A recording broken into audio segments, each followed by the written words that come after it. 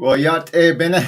Good morning, my relatives. It's Mark Charles. Today is Thursday, April 17th. I'm sitting here with my second cup of coffee, and I am excited today to be speaking with a good friend of mine, Matt Mikalatos. Matt is an author and a screenwriter and has recently what I'm going to talk with him about today. He's done a lot of amazing work. He has a new book that's come out. We'll talk about those things briefly, but I want to talk about the way I have been observing and watching Matt strategically protest the Trump administration's immigration policies. If you remember, a few months ago I discussed the need to protest strategically. Right, the Trump administration thrives on chaos, and it's so easy to get sucked into that chaos and into the screaming and just the yelling that's going back and forth on the public stage. And I talked about our need to get outside of that chaos and find ways to make our voices heard and to be strategic in how we voiced opposition and how we protested. And I want to, throughout my podcast over the next several months, maybe even years, I want to highlight people who I see doing creative and effective things to really get people to think differently, to change their paradigm and to have real conversations about the chaos that's going on in our world. And Matt is doing that very effectively, and I want to talk with him about the things he's been doing, and even in these past few weeks and months, to engage things on a more public way. But before I begin, I want to do like I always do and acknowledge I'm speaking to you from what's now called Washington, or as my people call it, Washington. But these are the lands of the Piscataway. The Piscataway, they're the nation that they were living here and hunting here, farming here and fishing here, raising their families here, burying their dead here long before Columbus got lost at sea. And they're still here. I want to honor the Piscataway as the host people of the lands where I'm living. I want to thank the Piscataway for their stewardship of these lands. And I want to just state how humbled I am to be living, breathing, moving, existing on these lands today. So, Ashehat, my Piscataway relatives, thank you for your stewardship of these lands. That being said, let me bring on Matt Mikalatos, and I'm looking forward to the conversation we're going to have. Matt, Yate Abina, thanks for joining me from Portland, Oregon. Hey, Mark, always a pleasure. Hey, I'll mention our hosts here as well in the Portland, Oregon area. We have the Cowlitz, the Chinook, the Klickitat, the Yakima, the Grand Ronde, the Wasco and Wishram peoples, among others. This area was at one time one of the most thriving trade cultures on the planet, where people came from all over. And this also is one of the areas, because of the mild weather, that people stayed here. They had buildings and stayed in one place. They weren't moving around in the winter and things like that. So pretty amazing. We still have long houses and other things that are intact from when only native peoples lived here. Yeah. Well, Matt, thank you for acknowledging that. And yes, I've traveled frequently to the Portland, Oregon area, and I have had a chance to meet with many of the nations and the peoples up there. And I love to hear the stories of what's been there for so long. So yeah, thank you for sharing that with us. So I want to talk with you, right? You've done a lot of things. Yeah.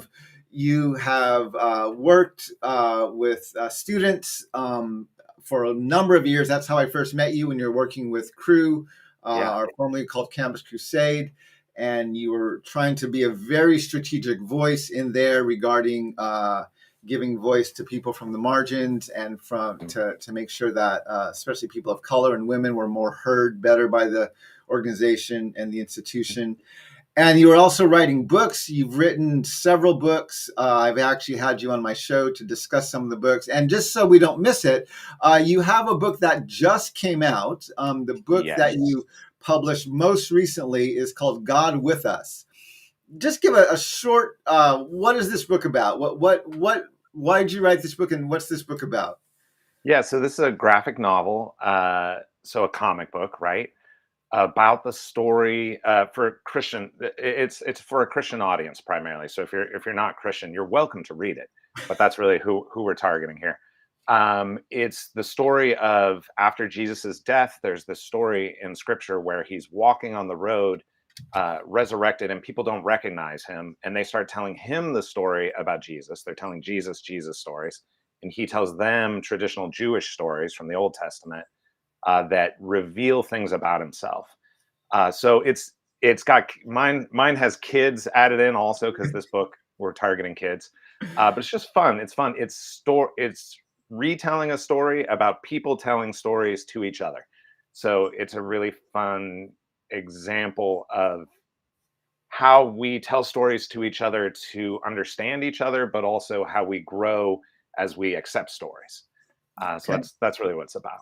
And this book just launched, correct? Just It did. Yeah, recently. yeah, just a week ago. Okay. 2 weeks ago. Yeah. How is it? How is it? How has the launch been going for that? Great. It's been really fun. I mean, it is really fun to get people sending you pictures of their kids, like, just staring at a book, hunched over somewhere reading. That makes me really happy. And some kids have been sending me reviews, which are really, it's so cute. Like, this one kid, I think he's 9, sent a note that said something like, "I really love this book, and then I got to the twist ending." I was like, "Oh, man." I'm not sure what the twist was for him, but he was very excited about the twist. It was so Oh, that's cute. awesome. That's Yeah. great. Well, so I just put a link into your website. Your last name is Mikalatos. Your website is mikalatos.com. Yeah. And they can read more about the book there. They can read more Yeah. about you and the work you're doing. As I've said, you're an author. You speak frequently. You're a screenwriter. We've talked about those things in the Mhm. past. But as I follow you on social media. I follow you Yeah. on Facebook and on some of the other social media platforms. And it was maybe a month or two ago, late February, early March, I started noticing that you were engaging more Mhm. with people online, especially regarding immigration. Yeah. And I'm going to share a link that from discussions we've had and from what I've seen, this is one of the first links that are the first posts that you put up. This was on March 9th, where you Yeah. talked about Muhammad Khalil. Mahmoud Khalil. Yeah. I'm sorry. Yes. Mahmoud. Oh, I wasn't reading correctly. Yes. Mahmoud Yeah, yeah. Khalil. Thank you for correcting me on that. Yeah, of Yes. course. I'm going to share that. This was your post on Facebook. And this post has like 26,000 shares, I think. Yeah, something like Um, that. Yeah. yeah, it's not your average, hey, this is what I ate for dinner post shares. I love those posts. I like So knowing what people had for dinner. tell me a little bit about like what is it you're doing online, and I know we spoke a few weeks ago and you said it's almost like it's become a full-time job where you're engaging stuff much more intentionally Yeah. online. Yeah. Just tell me a little bit about that first post, what led you to write it, and what has been the response since then. Yeah, I think with that first post, I was really disturbed by the story of Mahmoud Khalil, which, if you don't know, he is a student activist who had had a green card, right? So he's a lawful permanent resident of the U.S. He's not an illegal immigrant, as some people. How the narratives go, what Mhm. people say. Yeah. Um, and he's married and his wife is pregnant, and he is this actually really gifted guy who's done some amazing things, but he has been critiquing the Israeli state for how they've been harming people in Gaza, right? um, and what happened is the US government illegally came and arrested him without a charge, immediately put him in jail, and then whisked him off to another state so people couldn't find him, and were trying to deport him without any due process. And because of his freedom of speech, essentially, they were saying, what they're saying is, if you're not a citizen, you don't have freedom of speech in the United States, essentially. And they're using a bunch of old laws, weird laws, to get there. Um, yeah, and I was really concerned about it. Like, I have a recent college graduate in my home. I have another daughter who's in school, and I was like, what is going on? And as I started digging into it, I was more concerned, not less. And so I said, I'm just going to share this story about what's going on. And two things, right? Let's get to the emotional truth here, and then let's not mince words about what's happening. Like, let's use Yeah. actual definitions for what's happening here. And it resonated with a bunch of people. They shared it. And then, unfortunately, there's been just an onslaught of stories. I can't even share all the stories I come across. So I've been kind of picking the ones I think will do best the work I'm trying to do. Um, yeah, like anyone does, I suppose. Like you don't share every dinner you have, right? On Facebook. You're like, this is a frozen burrito. Enjoy. Yeah, Yeah. so that was the basics. I saw about Mahmoud and his family, and I was like, this isn't right. It's against the values that this nation claims it stands for in a variety of ways. And meanwhile, people are celebrating it in governmental circles, some governmental circles, in a way that I think is really gross. Yeah. Yeah. So yeah, that was the beginning. Wow. And so what since then, and Mhm. I've noticed on Facebook, you have, I don't know how regularly you put these posts up, a couple times a week, I think, is Yeah. you're Yeah. putting things up. I've been trying not to do them every day because every day I'm like, I could do this one, but I'm Yeah. trying not to overwhelm everyone. Yeah. What has been like, what kind of engagement? Because when you write, you're a very good storyteller. You Mhm. articulate your points very well. The books that you've written have been well received. Mhm. Um, what are you trying to accomplish as you're Yeah. not only amplifying these stories, but what is your goal? Where are you trying? Are you trying to get people to think differently? Are you trying to move people to a point of action? What's your goal with Yes. highlighting these stories that you're highlighting? Yeah. So, great question. So, there's a famous war correspondent. I was trying to remember their name, who said something to the effect of, "If you're trying to write about war against war, you don't write a big essay about it. You don't try to find the biggest story you can. You try to find the smallest story. You want to do the story about a child's shoe bloody in the middle of a road. That's how you write against war." Yeah, And that's kind of the philosophy that I'm taking is I have some skills as a storyteller. And so what I'm trying to do is find stories that have an emotional core that whether people agree or disagree with the current administration, they will feel something when they read the story. And the idea is twofold, right? I'm not I if I'm just trying to make you feel something, I don't have to try and convince you of anything. I trust that the story will come inside you and do its work. yeah, Um, so my hope is, as people are sharing this with friends who may disagree with them about immigration, that they would still look and go, "Oh, this person Mahmoud, or this person Carlos, or this other person over here, like I feel something about that story, and what I feel is not good, right? Like I want to do something." And so my hope is for those who there are a bunch of broken people, people who have been harmed, people who are afraid, people who are angry about immigration. And my hope is what these stories do is come in and start to counteract that and start to build healing that will let people instead feel compassion. yeah, So that's one piece. And then the other piece is for people who naturally are already feeling and thinking this way, to encourage them to think about how can I act either for these individuals that I'm learning about or for the other individuals in my life and my community who are vulnerable in some way. yeah. So that's kind of the lens I'm using. And there are really interesting, important stories that are coming kind of across my desk, right?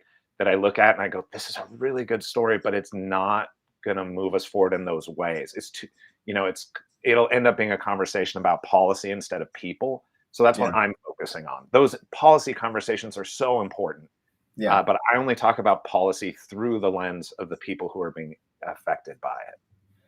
And I so as I've been trying to figure out how do I maintain mental health and Mm. not get sucked into the chaos that our country is in consistently now.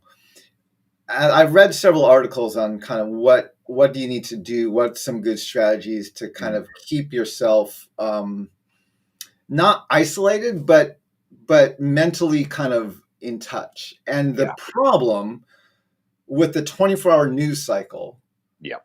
and the devastation that we're now aware of, that doesn't just happen. We had a fire on our block a couple of weeks ago. And Mhm. obviously with people we knew and neighbors who were in danger, and so we were very aware of that. But when you hear about fires going on around the globe, right, that Yeah. Yeah. decimate families or destroy communities, or whether they're bombs or they're shootings or they're other problems that are happening, right? We don't have the mental, the emotional capacity Right. to Right. process all of that in the fire hose way it gets sprayed on us on a daily basis. Yeah. And so what you do then is you begin to just shut down, and it just That's right. becomes numbers. It just becomes statistics. It just becomes, and you're right. And then you have these big old debates. I mean, this is what happens. I think when we have our members of the cabinet discussing war tactics and bombing tactics on social media with emojis. It's because they've completely disconnected from Right. the harm that's happening, and they're only talking about, they've completely disconnected emotionally from it, and now they're only talking about their strategy or their policy or whatever they're trying to accomplish. And that's the danger, because once you dehumanize and you take the human aspect out of the policy or out of the story, then you can begin to justify a lot of things. Yeah. And so I like your tactic of trying to counter that by saying, what can I do using the strengths and the talents that you Mhm. have Right. to to humanize these policies and these stories, so people can begin to connect with it at a different way. But then the challenge is, right, and this is where I want to have this conversation with you, is the challenge is, how do you do that in the midst of, in the midst of a chaotic news cycle and world? And so Right. how do you keep even the comments and the discussion on your posts to a civil level? How do you not let the I don't. discussion that you're I trying to try. engage Yeah. degrade down to just a screaming match?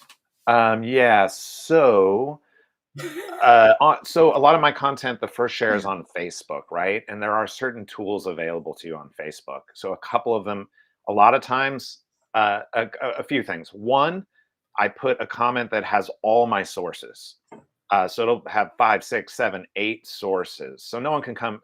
People do, but no one can come in and say this is fake. I can just say, oh, let me tag you up here. Go read Yeah, these, and let's talk about how it's fake. So that's one. Two, I often put a comment that says, "Hey, here's kind of what I expect of how people interact on this post." Like my rule on social media, I call it the living room rule. If I wouldn't let you say it in my living room to my friends, you can't say it on my wall. yeah, Um, yeah.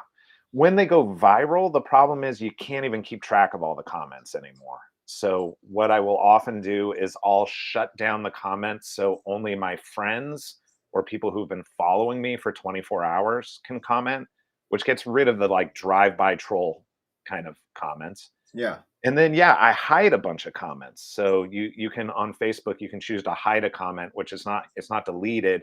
It's just only you and the person who posted it and their friends can see it. yeah, So yeah, I hide a lot of comments because it's someone venting, it's someone just looking for attention, it's someone trying to use my platform. And then anything that's egregious, like calling people names, racism, anti-Muslim comments, anti-Semitic comments, those I just delete, and I'll block people for those things. And often I'll tell them, say like, "Hey, we don't do that around here. yeah, You're well." Sometimes I'll give them another chance. I'll say like, "You're welcome to try again," but a lot of times I just block and delete. yeah. I don't even always know those are actual people because sometimes they're not. Right? So many times in my experience, Yeah, those are bots. Those are yeah, bots that just come yeah. across, and yeah. Yeah, and I hate to give up on people, but bots, it's in their programming. It's not their fault. I can't fix that. So when did you realize this was becoming like you said to me at one point, you felt like this could almost be a job, right? This could be a full-time job. Yeah, it's You like could, it's one of those jobs that doesn't pay. You know those yeah. kind? That's the conversation we had a few weeks ago. Yes, I remember that Yeah. conversation. Um, yeah, so when a post goes really big, so that first post about Mahmoud got shared, whatever it was, 35,000 or 40,000 times, and I think had 16,000 comments. It had multiple millions of people who had seen it, right? According to Facebook stats. You can't moderate 16,000 comments in an hour, right? It's over the course of a day or two. And if you want to do it well, you have to, and I have some huge privilege in that I'm a full-time author and I set my hours and when and how and on what I work. So I'm able to make the decision of like, okay, I'm going to, my family calls it babysit. You're babysitting Facebook right now. And that's what it is. I'm trying to help people who are struggling and actually asking questions to find answers. Yeah, People who are scared or emoting, I'm trying to help them find comfort or just move them toward this post is not designed to scare people. The opposite, right? That's what the administration wants is for people to be scared. That's not what I want. Yeah, so yeah, it requires a lot of time. And of course, I'm a pretty quick researcher and I'm a very fast writer, but most of these posts take me between 3 and 5 hours just with all the research and really. yeah. Because I That want is, to be really careful. What I don't want is to say something that's untrue that lets yeah, people dismiss it. yeah, And I don't have an editor. I don't have a team working with me, which I really feel actually. So yeah, so I'll spend an evening writing up a post. You'll see a lot of my posts come in the evening. It's like, oh, it seems late to be posting this. I'm like, yeah, because I started this afternoon and I got distracted and I ate a frozen burrito and forgot to take a picture of it, like all those things. So yeah, so it's a good amount of time. So I'm spending probably right now, it's got to be close to 20 hours a week to get up 2 or 3 posts and yeah, then to babysit and then to, send people what they need um, as a result of reading it or sharing it. yeah. I also try when people are sharing it and they're getting trouble on their walls, I do try to dip in if I can and just Okay, yeah, calmly give, when your cousin is super angry at something you shared and is just venting, for me to come in and go, "Oh, sorry, the sources didn't come over. Let me share them with you," and yeah. just diffuse that way if I can. I try to, but I can't Okay, keep track of it all, unfortunately. yeah, yeah. Um, so we've heard a little bit about how you handle the bots and the Mhm, screaming mhm. and so on. What are some of the positive, like what are some of the comments or the feedback or the shifting you've seen in people's paradigm where you're like, yeah, this is why I'm doing this. This Oh is yeah, this is the result I'm looking for. yeah. So a couple things. One, yesterday, one of the families I shared about, an innocent man legally in the U.S. who got sent to this horrific concentration camp in El Salvador. Right? Someone reached out to me and said, "Are you in touch with the family?" And I said, "No, I don't know them. This is all secondhand, like research, right? Yeah, But I do know who the immigration lawyer is." So I sent them to the immigration lawyer. They reached out to the lawyer. They got in touch with the family in the US who only speaks Spanish, and this woman only speaks English.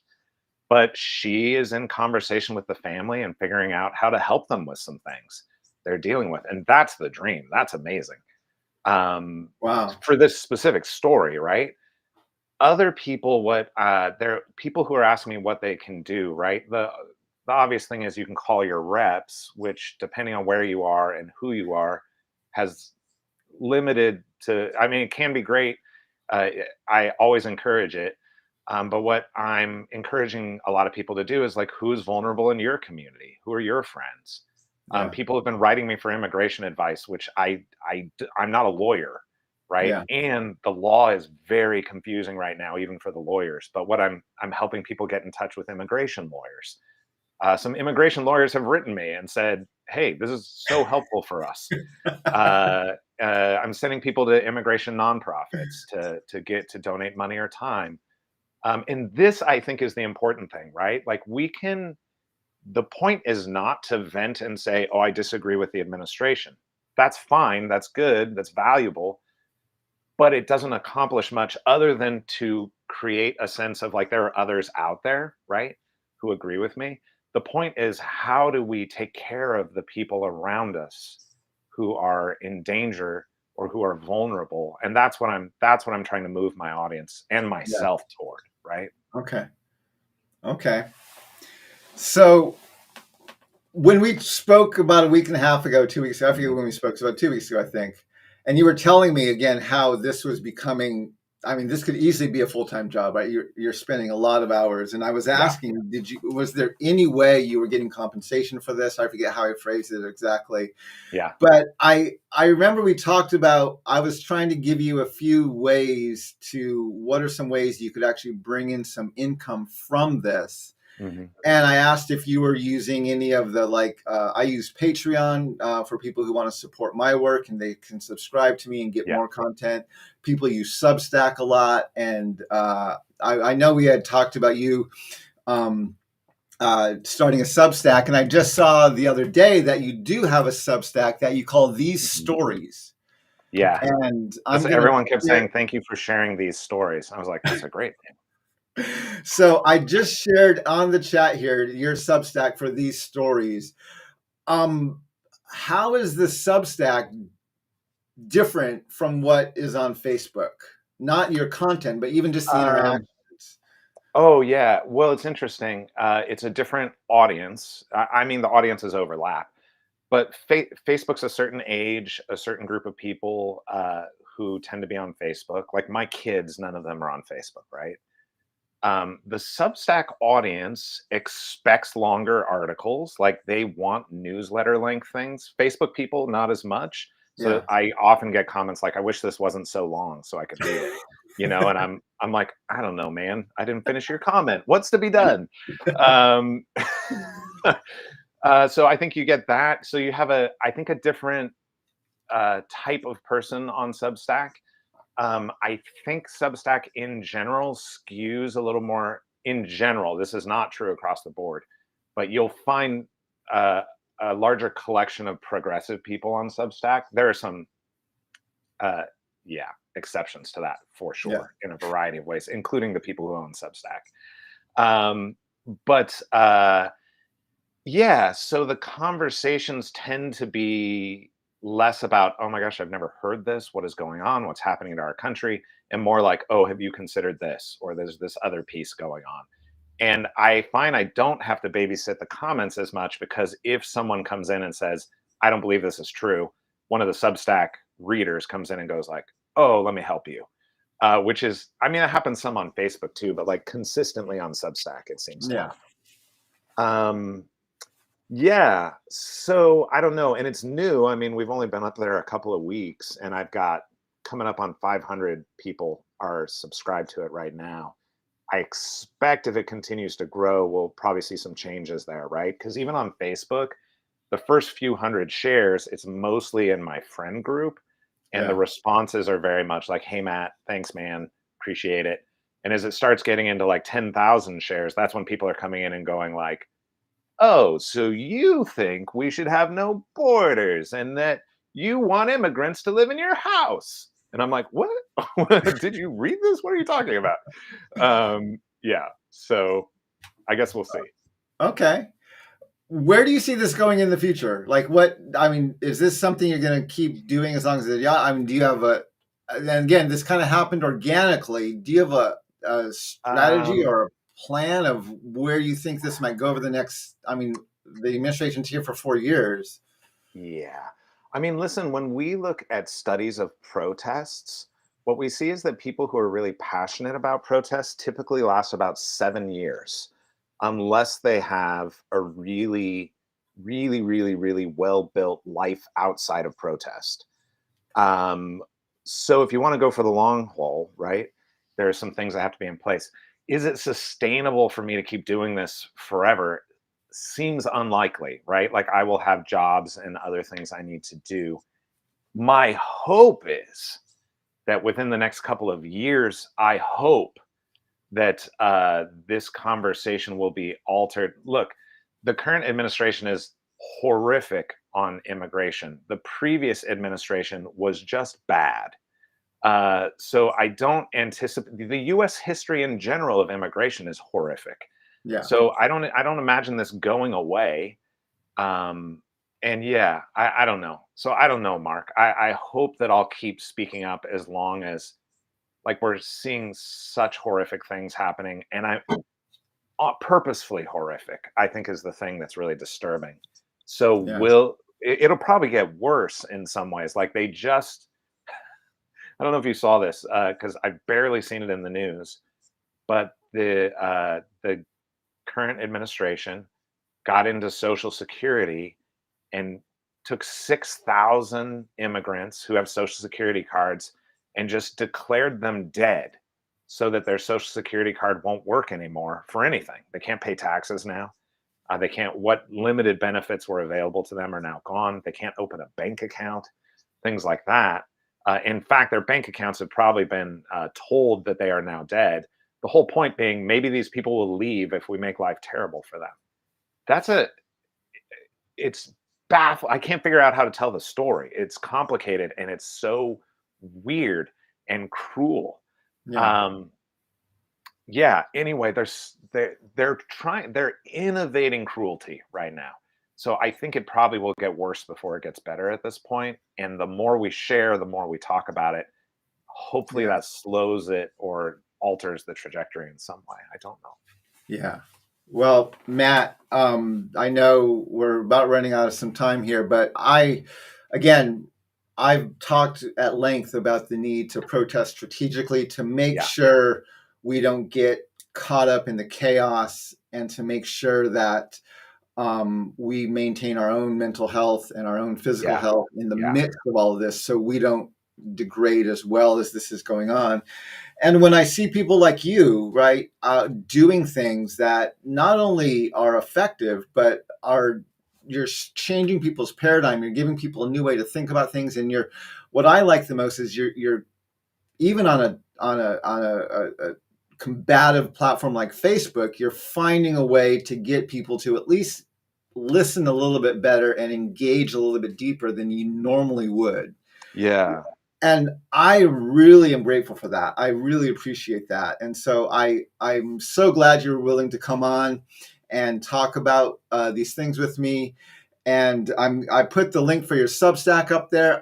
Do you have a subscription where people can subscribe? Like, not subscribe, where they can actually pay you for Substack on there? I haven't set everything up, Okay. but you can, like, make a pledge essentially, like, hey, Matt, if one day you decide to take my money, I will give you some. And then I'll be like, oh, I should probably do this. Okay. But yeah, I have not yet done it. Okay. So anyway, so people can subscribe to you for free on Substack. You haven't yet added in a fee for subscription. And just so you know, if I do ever add a fee and this work is volunteer work for me. Yeah. I would love to, like, if people want to donate money, tip money, great. But I will always make this content free as well. Like, I'm not interested in, yeah. Anyway, yeah. For where I am right now, that is something I can do and I want to do. Okay. Well, that's really good to hear. I also want to make sure you're not, as this takes up more and more of your time, I want to make sure that you are not stopping because I appreciate that. Yeah. And afford to Mark, do this anymore. You're so kind. Yeah, so many of my friends are like, Matt, let's take care of your needs. And I'm always like, I'm fine. Fine, man. It's okay. All right. I'm like typing with one hand from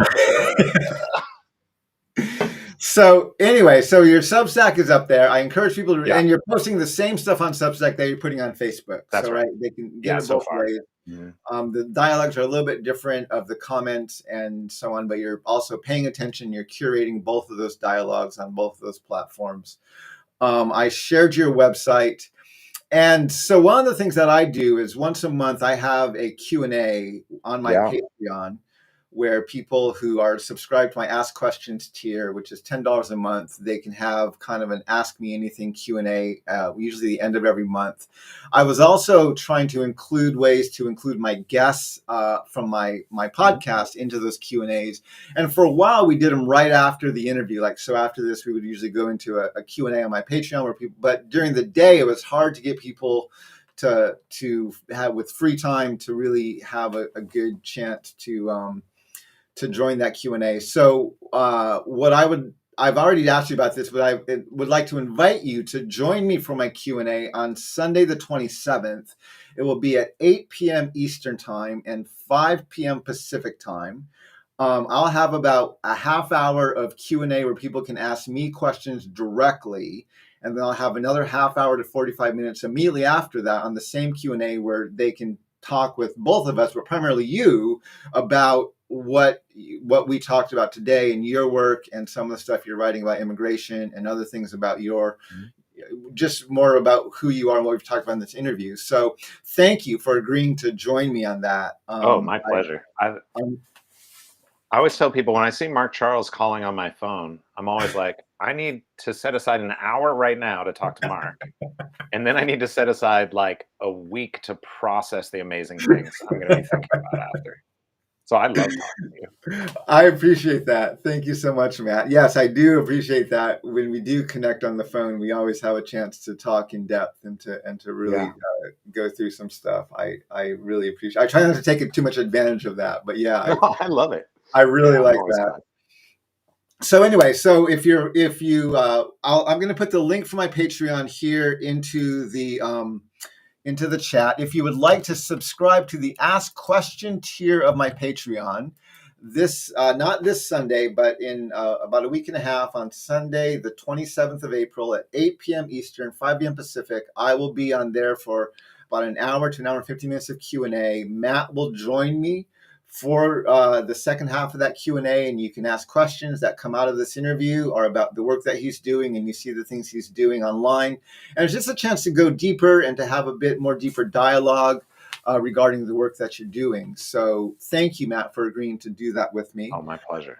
I also want to let people know I am in the middle of my Common Memory Tour 2025. I just returned back from three events that I did in Michigan. I was in Ann Arbor at the University of Michigan last week, and then I went to Grand Rapids and did something at the Fountain Street Church in Grand Rapids. And if you would like to learn more about my Common Memory Tour and how I'm trying to work that, why I'm doing it, and how you can be involved, I have a GoFundMe site up there where people can support my tour and help me get a dialogue out around the nation regarding Christian nationalism, creation stories, and corn.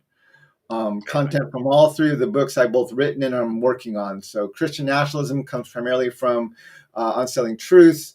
Creation Stories comes from the book I'm writing on decolonizing faith, and corn comes from my thoughts on the book I'm researching and want to write next, which is called Decolonizing Health. And so I'm bringing that dialogue out around the country as well. And you can find out more about that from my GoFundMe. I just put that link into the chat. Matt, anything else you want to say as we wrap up here? Yeah, sure. Two things. One, I got a full phone call about the corn content, and it's really excellent. I've been sending Mark pictures of corn from my travels, like corn snacks and things. It's so interesting. It's so excellent. And then, secondly, I would just say this. We all have different capacities, right? Depending on who we are, where we are, our situation, our emotional world, all these things. So the questions as we're looking for how to be effective protesters is, what are you passionate about? What are you good at? And what is safe or healthy for you to do? And then how do you bring those three things together? And so it may not be Facebook. It could be volunteering at a soup kitchen. It may not, it could be any number of other things. So don't get caught up looking at what others are doing and say, I must do that. That's not the way it works. Bring what you are best at, what you are passionate about, and gift our community with that. Matt, that is fantastic advice. I have so much respect for you and for your work. Thank you for joining me today. This has been a great conversation. Again, Matt and I will be doing a Q&A on Sunday, April 27th, 8 p.m. Eastern, 5 p.m. Pacific. You're welcome to come there with more questions you may have for Matt and the work he's doing around immigration. Matt, thank you for being a very strategic protester, and thank you for the work you're doing to kind of frame the conversation in a more healthy and even more sustainable way. So thank you very much. Thank you. My relatives, thanks for joining me. I hope your second cup of coffee is as good as mine was. Until we see you again, walk in beauty, and may we all learn how to walk in beauty.